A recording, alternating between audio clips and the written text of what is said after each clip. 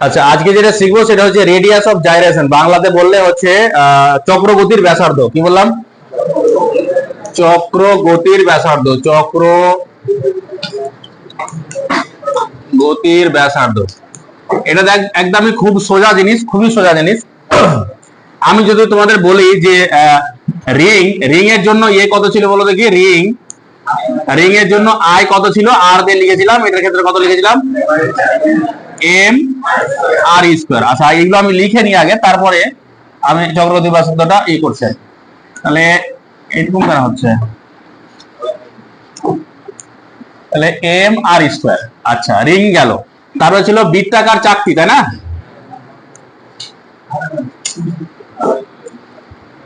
তো গন্ডগোল হচ্ছে। বৃত্তাকার চাকতি, চাকতিতে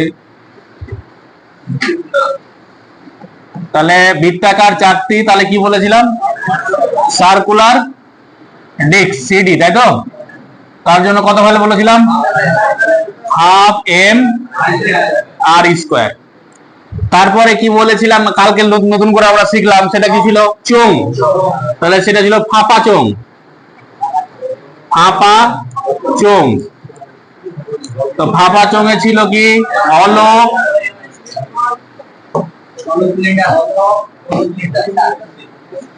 হলো সিলিন্ডার, এসি। তাহলে সেটার জন্য ভালো কথা ছিল এম আর স্কোয়ার। তারপরে ছিল নিরেট চোং, নিরেট চোং। নিরেট চোঙে কি ছিল? Solid sphere, solid cylinder. সেটা কথা ছিল, এটা যেটা ছিল সেটাই হবে এম আর স্কোয়ার বাই 2, তাই তো? তারপরে শিখেছিলাম নিরেট গোলক। তাহলে নিরেট গোলক মানে সলিড স্ফিয়ার, তাই তো? কত ছিল? 2/5 এম আর স্কোয়ার। তারপরে ছিল ফাঁপা গোলক। ফাঁপা গোলক কত ছিল? ফাঁপা গোলক মানে হলো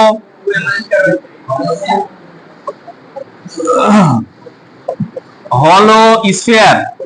কত ছিল? 2/3 এম আর স্কোয়ার। আরেকটা আমাদের ছুটেছে ধরো বলতে গেলে, সেটা হচ্ছে দণ্ড। দণ্ড প্রান্ত বিন্দু সাপেক্ষে, প্রান্ত বিন্দু সাপেক্ষে। তাহলে দণ্ডের জন্য যদি বলি রড, তাহলে এটার জন্য কত ছিল? 1/3 এম এল স্কোয়ার। আর ভর কেন্দ্রের সাপেক্ষে যদি হয়,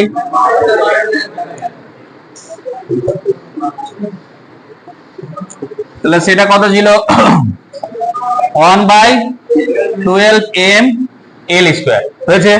এবার চক্রবর্তীর ব্যাসার্ধ যদি বলি, তাহলে কিছুই না, খুবই সোজা জিনিস। সেটা হচ্ছে প্রত্যেকের জন্য চক্রবর্তীর ব্যাসার্ধ আমরা বের করতে পারবো। কিছুই না, যেটা সূত্র থাকবে সেটাকে শুধু এম কে স্কোয়ারের সাথে কি করে দেবো? সমান করে দেবো। তাহলে যদি বলি এর চক্রবর্তীর ব্যাসার্ধ, তাহলে কি করবো? এটাকে এম ইন্টু কে স্কোয়ার। তাহলে যদি আমি এটাকে, যেহেতু কার জন্য বের করছি আমরা? রিং, তাহলে এটাকে আর দিয়ে লিখছি। তাহলে আমি যদি এই দুটোকে সমান করি, তাহলে কে আর সমান কত হবে বলো দেখি?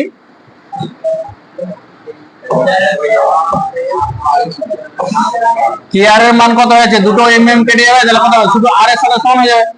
তাহলে যদি বলি যে রিং এর চক্রবর্তীর ব্যাসার্ধ কত, তাহলে যেটা ওর ব্যাসার্ধ হচ্ছে তো সেটা ওর চক্রবর্তীর ব্যাসার্ধ। যদি এটার কথা বলি, তাহলে এটার ক্ষেত্রে কি করবো? এটা সমান কত করবো? আবার এম কে, এটা হচ্ছে কার জন্য? বৃত্তাকার চাকতি। তাহলে সিটি ধরো লিখলাম। এর যদি স্কোয়ার করে, তাহলে এটা দুটোকে সমান করো, তাহলে কত পেয়েছি? কে সিডি ইজিক্যাল টু কত পেয়ে যাচ্ছি? এম এম কেটে যাবে, তাহলে আর বাই √2। এটার ক্ষেত্রে তাহলে কি হবে? একই রকম ভাবে বলে এটা কাকে কি করবো? আবার এম কে এইচ সি তার স্কোয়ার। তাহলে কি হবে? আগের মতো, আগে ওটা যেরকম ছিল কে এইচ সি, এর ভ্যালু কত হয়ে যাবে তাহলে? তার মানে ফাঁপা চোঙের চক্রবর্তীর ব্যাসার্ধ যদি বলি, তাহলে কি হবে? যেটা ওর ব্যাসার্ধ ছিল সেটার সাথে সমান হয়ে যাবে। এটার ক্ষেত্রে যদি একই রকম ভাবে বলি, তাহলে এটা কত হবে? এম কে এ সি তার স্কোয়ার। তাহলে এটা যদি আমি করি, তাহলে কে এ সি এর ভ্যালু কত হয়ে যাচ্ছে? আর বাই √2। এটার কথা যদি বলি, এটাকে ধরো আমি আবার এম কে, এটা কার জন্য? Solid sphere. এটা যদি সমান করি তাহলে কে সলিড স্ফিয়ার এর জন্য ভ্যালু কত হবে?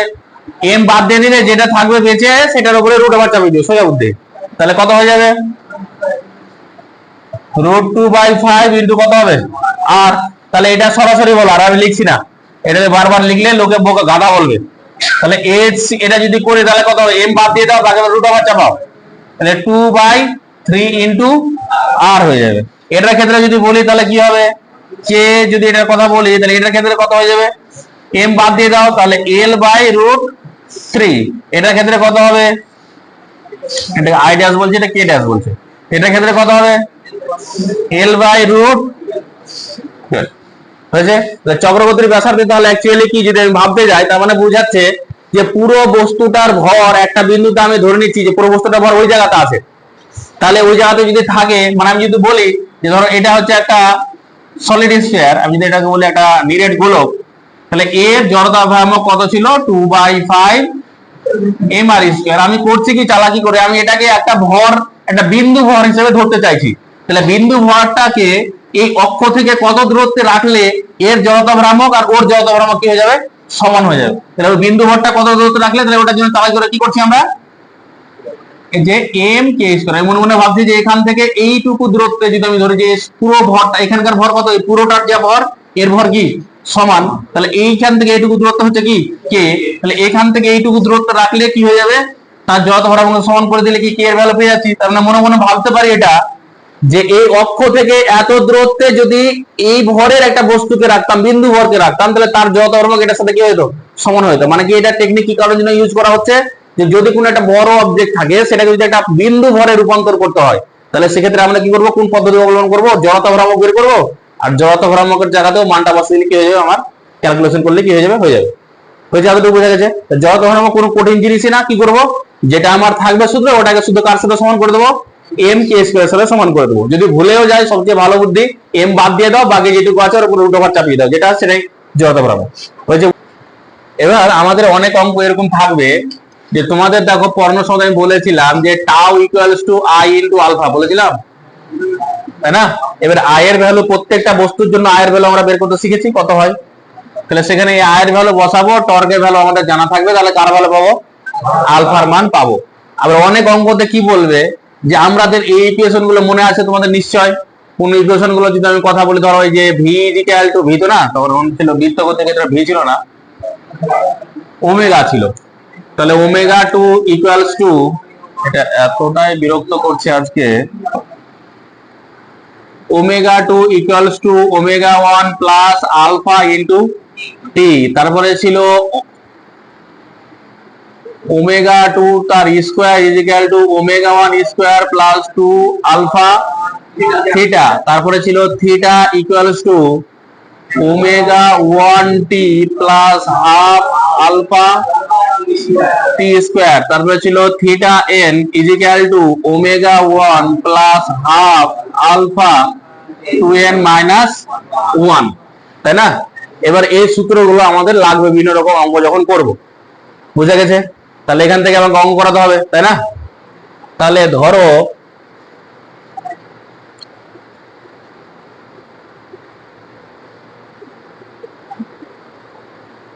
এটা অঙ্ক বানাতে হবে তাহলে, নাকি? কি দিয়ে অঙ্ক করি, কি দিয়ে অঙ্ক করি?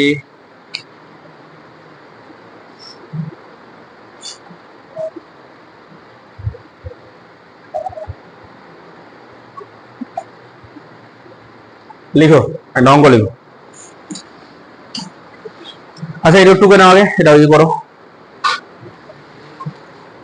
তোমাদের ছায়ার বইয়ে বের করো 460 পেজ এর 5 নম্বর অঙ্কটা দেখো। 460 এর 5 বের করেছো? অঙ্কটা দেখো, পড়ো। একটি চাকতি, চাকতি মানে তাহলে কি বুঝবো? এটা বৃত্তাকার চাকতি। তাহলে আয়ের মান কত? M R square by 2। তাহলে বলেছে একটি চাকতি 2 র‍্যাড পার সেকেন্ড কৌণিক বেগে নিজের তলের সঙ্গে লম্ব কেন্দ্রগামী অক্ষের সাপেক্ষে ঘুরছে। মানে অক্ষটা বলে দিয়েছে, যে অক্ষ বরাবর আমরা যত বড় বললাম সেই অক্ষটারই কথা বলেছে। চাকতিটিকে 1 মিনিট সময়ের মধ্যে থামানোর জন্য গড়ে কি টর্ক প্রয়োগ করতে হবে সেটা বের করতে বলেছে। 1 সেকেন্ড সময়ের মধ্যে কি করতে হবে? থামাতে হবে। তাহলে চাকতিটার আমি যদি অঙ্কটার কথা বলি, তাহলে পেজ নম্বর হচ্ছে 460 পেজ এর কত নম্বর অঙ্ক? 5 নম্বর অঙ্ক। চাকতিটার প্রাথমিক বেগ কত ছিল? 2 rad per second। থামাতে হবে, তাহলে অন্তিম বেগ কত? 0। কতক্ষণ সময়ের মধ্যে থামাতে বলেছে? 1 মিনিট। তাহলে মিনিট রাখলে তো হবে না, তাহলে কত হবে? 60 সেকেন্ড। আচ্ছা, এই টাইমের মধ্যে ওকে কি করতে হবে? থামাতে হবে। কি পরিমাণ টর্কের প্রয়োজন? তো আমাদের আলফা দরকার, তাহলে আলফা ইজিক্যাল টু আমরা কি জানি? ওমেগা 2 মাইনাস ওমেগা 1 বাই কত? টি। অ্যাকচুয়ালি বুঝতে পারছি এখানে ত্বরণ হবে না, কি হবে? মন্দন হবে। তাহলে সেটা যদি ভ্যালু পুট করি, তাহলে 0 মাইনাস 2 বাই 60, তাহলে মাইনাস 2 বাই 60 মানে হচ্ছে কত? Minus 1 by 30। এটা একক কি হবে? র্যাড পার সেকেন্ড স্কয়ার হয়েছে। তাহলে আমাদের চিহ্ন নিয়ে দরকার নেই, কারণ আমরা বুঝেই যাচ্ছি যে সেটা মন্দন হবে, হয়েছে। এবার টর্ক, তাহলে টর্ক সমান আমরা কত জানি? I into alpha. তাহলে আই এর ভ্যালু কত বলেছে? বৃত্তাকার চাকতি এবং কেন্দ্র কোথা দিয়ে গেছে? কেন্দ্র দিয়ে গেছে। তাহলে আই এর ভ্যালু কত? বলো কত? M R square by 2 into alpha. Value গুলো পুট করো। এম এর ভ্যালু কত? বৃত্তাকার চাকতির ভর বলে দিয়েছে, দেখো কত বলেছে? 1 কেজি। তাহলে এখানে হলো 1। ব্যাসার্ধের ভ্যালু কত বলেছে? 10।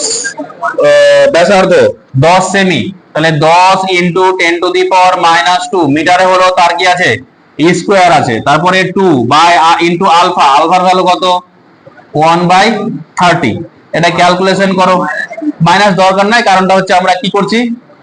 টর্কের মান বের করছি। মাইনাস লিখলে লিখতে পারি আমরা, কিন্তু টর্ক বের করছি। তো আলফার ভ্যালু, এটা কি মাইনাস চিহ্ন এসে কিসের জন্য? মন্দনের জন্য। মানটা দরকার আমাদের, হয়েছে। তাহলে এখান থেকে যদি আমরা ক্যালকুলেশন করি অ্যাকচুয়ালি, তাহলে ক্যালকুলেশন করলে কত মান পাবো বলো দেখি? এটা হলে হচ্ছে আমাদের 10 to the power minus 1 minus 1 এর স্কয়ার, তাহলে 10 to the power minus 2 by 60। এত ইউনিট কি হবে? Newton into metre. তাহলে এটা হবে आंसर।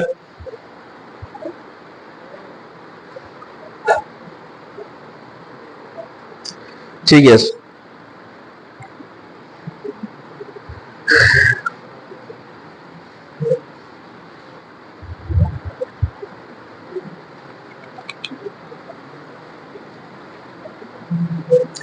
হয়েছে। আচ্ছা, তাহলে এই টাইপের অঙ্ক যদি থাকে, তাহলে আমরা এই টাইপের অঙ্ককে এভাবে করব।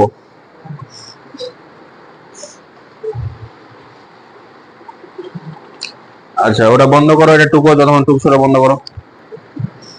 এবার দেখো, নিউটনস ল বা নিউটনের গতিসূত্র চ্যাপ্টারে তোমরা পড়েছিলে ভরবেগের সংরক্ষণ সূত্র, পড়েছিলে?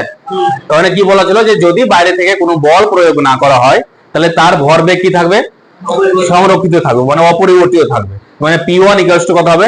P2 হবে। তাহলে একই রকম ভাবে টর্কের ক্ষেত্রেও আমরা একই রকম জিনিস করতে পারি। ওখানে ছিল ভরবেগ, এখানে তাহলে কি হবে? কৌণিক ভরবেগ। তাহলে এবার দেখো, যদি আমি বলি টাউ ইকুয়ালস টু কত ছিল? I into alpha. ঠিক আছে, এটাকে এভাবে লিখতে পারি বা আমরা এভাবে লিখতে পারি। সেটা হচ্ছে ডিএল ডিটি। কারণটা ছিল এফ ইজিক্যাল টু আমরা কি লিখেছিলাম? ডিপি ডিটি যেরকম লিখেছিলাম, এখানে ডিএল ডিটি আমরা লিখতে পারি সেম ভাবে। এলটা কি? কৌণিক ভরবেগ। আর এল সমান তাহলে কি বুঝতে পারছি? এল সমান কি হবে? আই ইন্টু কত হবে? ওমেগা। এখানে যখন পি সমান কত ছিল? M into V. এ কেন? তাহলে এল সমান কত হবে? আই ইন্টু ওমেগা হবে। আচ্ছা, এবার যদি টর্কটার ভ্যালু কোনো মতে কোনো কারণের জন্য 0 হয়, তাহলে টর্ক যদি 0 হয়, যদি টাউ ইকুয়ালস টু 0 হয়, তো 0 যদি পুট করে তাহলে কত পেয়ে যাচ্ছি? I into alpha equals to 0। আচ্ছা, এটাকে যদি একটু ভাঙাই, তাহলে 0 is equal to I alpha মানে কত? ওমেগা 2 মাইনাস ওমেগা 1 বাই কত? টি। তাহলে কি বুঝতে পারছি? এটার সাথে যদি গুণ করে দিই, তাহলে কত পাচ্ছি? I omega 2 minus I omega 1 is equal two কত? 0। বা আমি বলতে পারি যে I into omega 2 minus I into omega 1 equals to এটা হবে, তাই তো? মানে আমি বলতে গেলে এখানে যেহেতু দুটোই আমি ধরে নিয়েছি যে যখন সে চলছিল বা যখন এই টর্কটা প্রয়োগ হচ্ছিল না তখন ধরে নিয়েছি তার জড়তা ভ্রামকের মান কি আছে, সমান আছে, নাও থাকতে পারে। ওই জন্য আমরা অনেক সময় এরকম করে লিখি এটার সমান কি হচ্ছে, ধ্রুবক, তাই তো? এটার সমান কি হচ্ছে, পরিবর্তন হচ্ছে কি, এটা হচ্ছে ধ্রুবক। বা যদি তোমরা এখান থেকে লিখে এখান থেকেও লিখতে পারি, টাও ইকুয়ালস টু কত, ডিএল ডিটি। যদি টাও এর ভ্যালু 0 হয় তাহলে ডিএল ডিটি সমান 0, তাহলে ডিএল সমান কত, 0। এবার আমরা জানি ডিফারেন্সিয়েশন তোমরা শিখেছিলে যে যদি কোনো ধ্রুবক রাশি হয় তার ডিফারেন্সিয়েশন করলে কত হয়, 0 পাই। তার মানে যেহেতু ডিএল ইজ ইকুয়াল টু 0 পাচ্ছি, তার মানে এল টা কি, ধ্রুবক। আর ধ্রুবক মানে কত, এল মানে কত, আই ইনটু ওমেগা সমান কত, ধ্রুবক। এটা খুবই ইম্পর্টেন্ট একটা জিনিস, জিনিসটা খুব ছোট্ট কিন্তু খুব ইম্পর্টেন্ট একটা জিনিস। সেটা কি কি বলা হলো, যে বাইরে থেকে যদি কোনো ঘূর্ণনরত বস্তুর উপর টর্ক প্রযুক্ত না হয় তাহলে তার কৌণিক ভরবেগ কি থাকবে, ধ্রুবক থাকবে। রৈখিকের ক্ষেত্রে কি ছিল, বল প্রয়োগ না করলে কি হবে, রৈখিক ভরবেগ ধ্রুবক থাকবে। একরকম ভাবে কৌণিকের ক্ষেত্রে টর্ক যদি প্রয়োগ না করি তাহলে কি থাকবে, কৌণিক ভরবেগ কি থাকবে, ধ্রুবক থাকবে। এবার কথা হলো কৌণিক ভরবেগ স্কেলার রাশি না ভেক্টর রাশি, ভেক্টর রাশি।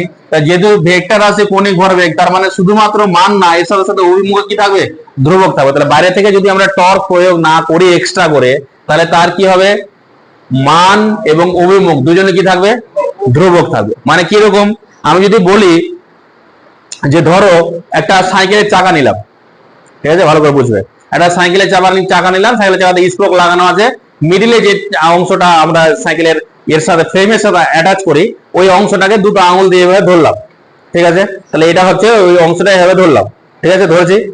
তোমার কোনো বন্ধুকে বললে যে তুই চাকাটাকে ঘোরা, তাহলে ও ধরে হাত ধরে খুব জোরে ঘুরিয়ে দিল, ঠিক আছে। ঘুরিয়ে দিয়ে তুমি এই সাইডটাকে যদি এভাবে ধরে নাও, ভালো করে ধরে নাও, এই সাইডটাকে যদি ছেড়ে দাও, তাহলে দেখবে যে এটা উল্টে পড়ছে না, এরকমই অবস্থাতে থাকবে। কতক্ষণ ধরে থাকবে, যতক্ষণ ধরে ঘুরবে। কারণটা কি, বাইরে থেকে আর টর্ক প্রয়োগ করা হচ্ছে, যদি টর্ক প্রয়োগ করা না হয় তাহলে কৌণিক ভরবেগ কি থাকবে, ধ্রুবক থাকবে। তো কৌণিক ভরবেগ ধ্রুবক থাকা মানে কি, মান এবং অভিমুখ দুটোই কি থাকবে, ধ্রুবক থাকবে। তো মান আর অভিমুখ যদি দুটোই ধ্রুবক থাকতে হয়, তাহলে যখন চাকাটা যদি এভাবে ঘুরে, তাহলে তার অভিমুখ কোন দিকে হবে, ওমেগার অভিমুখ কিভাবে বের করতে শিখেছিলাম, এগুলো অ্যাক্সিয়াল ভেক্টর। তাহলে যদি এভাবে ঘুরে তাহলে কোন দিকে হবে, এদিকে। তাহলে যদি এদিকে থাকে তাহলে এই অভিমুখটা যে এদিকে যে ছিল সেটা এদিকেই থাকবে। কতক্ষণ ধরে থাকবে, যতক্ষণ ধরে বাইরে থেকে আর টর্ক প্রয়োগ না করা হয়, তাহলে এটা কি হবে, এই অবস্থায় থাকবে। এই নীতির জন্য আমরা সাইকেল বা বাইক চালাতে পারি। যদি এরকম না হতো তাহলে সাইকেল বা বাইকের ক্ষেত্রে 3টা চাকা অবশ্যই দরকার হতো চলার সময়, না উল্টে পড়ে যেতাম। সাইকেল চালানোর সময় কি 2টো চাকা দিয়ে চলে যেতে পারে, বা একটা চাকা দিয়ে আমরা চলতে পারবো। টায়ার যখন চালিয়ে ছোট বয়সে, যখন চলে তখন ঠিকঠাক চলে, থেমে গেলে কি থাকে না, উল্টে পড়ে যায়। যখন চলে তখন ঠিকঠাক চলে, কারণটা কি, ওর কৌণিক ভরবেগ কি থাকছে, সংরক্ষিত রাখার জন্য সে যেভাবে চলছে সেভাবেই চলবে, এদিকে উল্টাবে না বা এদিকে উল্টাবে, যতক্ষণ না বাইরে থেকে আমরা কি দেবো, টর্ক দেবো। বুঝা গেছে? আচ্ছা, এবার এটার অ্যাপ্লিকেশন কোথায় কোথায় আমরা ইউজ করি ভালো করে শুনবে। এবার দেখো ভালো করে বুঝো, যে যদি আই ইন্টু ওমেগা ধ্রুবক হয়, মানে কি আই আর ওমেগার গুণফল ধ্রুবক, তাই তো? এবার ধরো বুঝার সুবিধার্থে আমি ধরছি আই এর মান হচ্ছে 50 আর ওমেগার মান হচ্ছে 2, তাহলে গুণফল কত হলো, 100, তাই তো? এবার কোনো কারণে ধরো যে এটা গুণফল তো তাহলে ওটাই থাকবে, চেঞ্জ হবে না, তাহলে এখানে 100ই থাকবে। তাহলে কোনো কারণে যদি এই আই এর মান কমে যায়, মানে ধরো এর মান হচ্ছে 25, তাহলে ওমেগার মান কত হয়ে যাবে, 4 হয়ে যাবে। মানে এটা যদি কমে তাহলে এটা কি হবে, বাড়বে, কারণ এদের গুণফলটা কি থাকতে হবে, ধ্রুবক থাকতে হবে। ধরো এটা কোনো কারণে এটার মান হলো ধরো 20 হলো, এটার মান কত হয়ে যাবে, 5। তার মানে কি বুঝতে পারছি, আই কমলে ওমেগা বাড়বে, বা ওমেগা যদি কমে তাহলে আই কি হয়ে যাবে, বাড়বে। এটা কোথায় আমরা অ্যাপ্লাই করি, যে যারা দেখবে যে সমস্ত এরা ড্যান্স করে আর কি, এক পায়ের উপরে উঠিয়ে এক পাটা উঠিয়ে এরপর হাত প্রসারিত করে ঘুরে ঘুরে ড্যান্স করে না, ওটা কোন ড্যান্স বলে আমি বলতে পারছি না, আমি নাম বলতে পারছি না, এক পা রেখে আর এইভাবে হাতটা প্রসারিত করে যে ঘুরে, ব্যালেট ড্যান্স নাকি?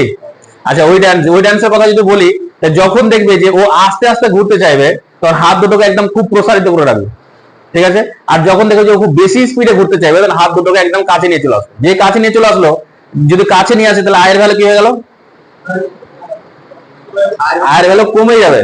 কেন, ভর ডিস্ট্রিবিউশনটা আগে দূরে ছিল, এখন কাছে নিয়ে আসলে কি যাবে, কমে যাবে। তাহলে আয়ের ভ্যালু যেই কমে গেল তাহলে ওমেগার ভ্যালু কি হয়ে যাবে, বেড়ে যাবে। তাহলে যখন হাতগুলোকে কাছে নিয়ে আসবে তখন কি হবে, খুব জোরে করবে, আর যখন হাত প্রসারিত করবে তখন কি হবে, আস্তে করবে। একই রকম ভাবে তুমি যদি এরকম করো, একটা ইয়ের উপরে বসলে, টেবিলের উপরে বসলে, যেখানে নিচে বল বল বেরিং লাগানো আছে, মানে ঘুরলে বন বন করে ঘুরতে পারবে, ওইগুলো হয় না যে এগুলো চেয়ার গুলো হয় না যে বসলে তুমি ঘুরলে বল বল করে ঘুরতে পারবে, ওই ধরো ওই চেয়ার উপরে তুমি বসলে, তুমি দুটো ডাম্বেলকে এভাবে ধরে আছো, ঠিক আছে, তোমাকে কোনো বন্ধু খুব জোরে ঘুরিয়ে দিল, ঘুরছে, তাই তো, এবার তোমার করলে কি তুমি চাইছো আরো জোরে ঘুরবে, তাহলে ডাম্বল দুটো কি করতে হবে, কাছে নিয়ে আসতে হবে, যে কাছে নিয়ে আসবে কি হবে, চেয়ারটা আরো জোরে ঘুরবে, আর ডাম্বল দুটোকে ধরে নিয়ে গেলে কি হবে, চেয়ারটা আস্তে ঘুরবে। এটা একটা অ্যাপ্লিকেশন। আর একটা অ্যাপ্লিকেশন কোথায়, এগুলো অ্যাপ্লিকেশন আর কোথায় ইউজ করা হয়, তোমরা হয়তো অনেকে ফ্লিপ করতে পারো, ফ্লিপ মানে দাঁড়িয়ে ওই যে লাফ দিয়ে মানে এক পা ঘুরে আবার সোজা হয়ে দাঁড়িয়ে যায়, যে কেউ পারো, শোনা পারে, আচ্ছা যে পারে সে ও যদি যখন লাভ দেয়, ভালো করে লক্ষ্য করে দেখো, তখন ও লাভ দেবে, তখন দেখবে হাত পাকে একদম সোজা করে লাভ দেবে প্রথমে। এবার যখন সে ইয়ের মধ্যে থাকবে, হাওয়ার মধ্যে থাকবে, তখন হাত পাকে এক জায়গাতে নিয়ে আসবে, তাহলে হাত পাকে যদি এক জায়গাতে যখন এইভাবে রাখছি তখন আয়ের ভ্যালু বেশি, তখন হাত পাকে এক জায়গাতে নিয়ে আসতে তাহলে আয়ের ভ্যালু কি হয়েছে, কমে যাচ্ছে, তাহলে ওমেগার ভ্যালু কি হয়ে যাবে, বেড়ে যাবে, তার জন্য কি হবে, এক পাক বা দু পাক ঘুরে যাবে, আবার যখন ওকে দাঁড়াতে হবে তাহলে কি হবে, আবার হাত পাকে সোজা করে দিবে, তাহলে কি হবে, দাঁড়িয়ে যাবে। বা আমরা অনেক উঁচু থেকে যখন ব্রিজ থেকে ধরো নদীতে যখন ঝাঁপ দিই, তখন কি করি, হাত পাকে লম্বা করে ঝাঁপ দিই, আর যখন পড়ার আগে দুই পাক চার পাক যদি ইয়ে করতে হয়, ঘুরতে হয়, ঘোড়া যদি মানে স্টাইল মেরে যদি পড়তে হয়, তাহলে কি করতে হবে, হাত পাকে এক জায়গাতে নিয়ে আসতে হবে, তাহলে কি হবে, দুই চার পাক ঘুরবো, তারপরে নদীর জলে পড়বো, তাই না। একরকম ভাবে যারা অনেক উঁচু থেকে ঝাঁপ দেয় আর কি, যখন সাঁতারু যেগুলো হয় ঝাঁপ দেওয়ার জন্য যখন ইয়ে করে, দুই চার পাকে ধরে ঘুরে, তাহলে কি করে, যখন লাভ দেবে হাত পাকে একদম সোজা করে লাভ দেয়, তাই না। তোমাদের বইয়ের ছবি আছে, দেখো কত পেজ আছে, বের করবে।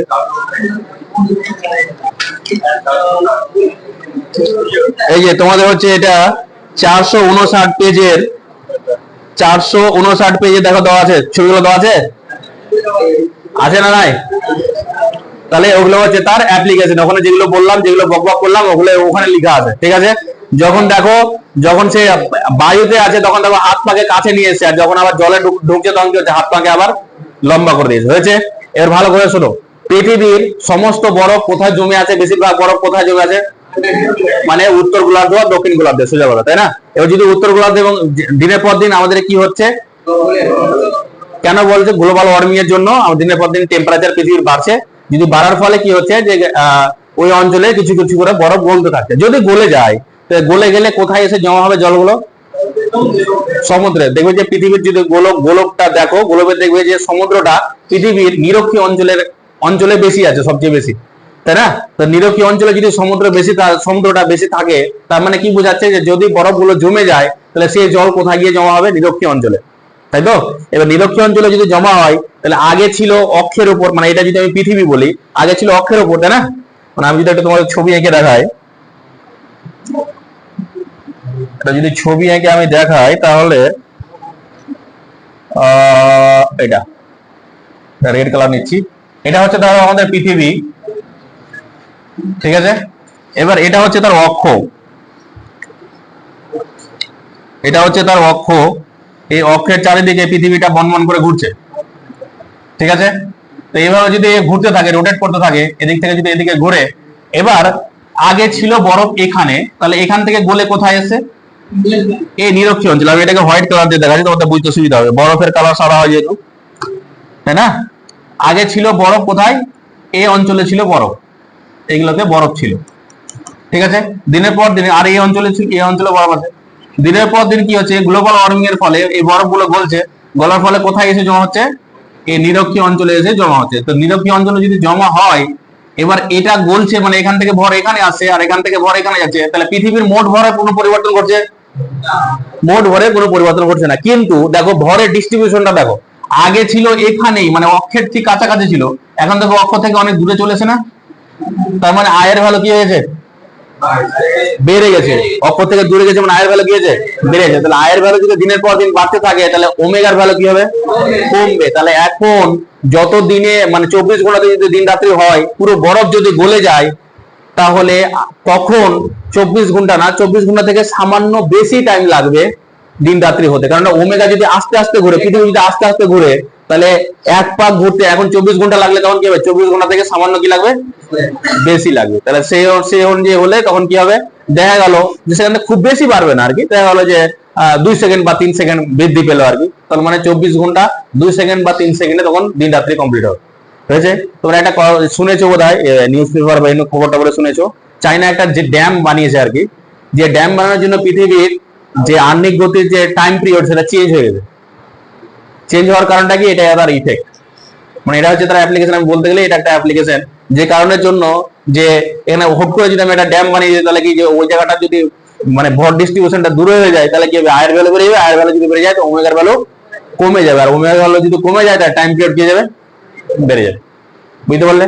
এটা হলো তার অ্যাপ্লিকেশন। তো এখান থেকে অঙ্ক আছে, তোমাদের বই অঙ্ক আজকে দেখাবো, ওটা চেষ্টা করবে তোমরা করার, না পারলে পরদিন করাবো। হয়েছে, এতটুকু গেল। এটা হচ্ছে কণিক ভরবেগের সংরক্ষণ সূত্রের অ্যাপ্লিকেশন। হয়েছে? তার মানে আগে যা ছিল পরে কি থাকবে? সেম থাকবে। হয়েছে? এখান থেকে আমি একটা অঙ্ক করাচ্ছি, কণিক ভরবেগের সংরক্ষণ সূত্র থেকে একটা অঙ্ক করাচ্ছি, এটুকু টুকে নাও, তারপরে পরেরটা করাচ্ছি। এটাকে বন্ধ করো।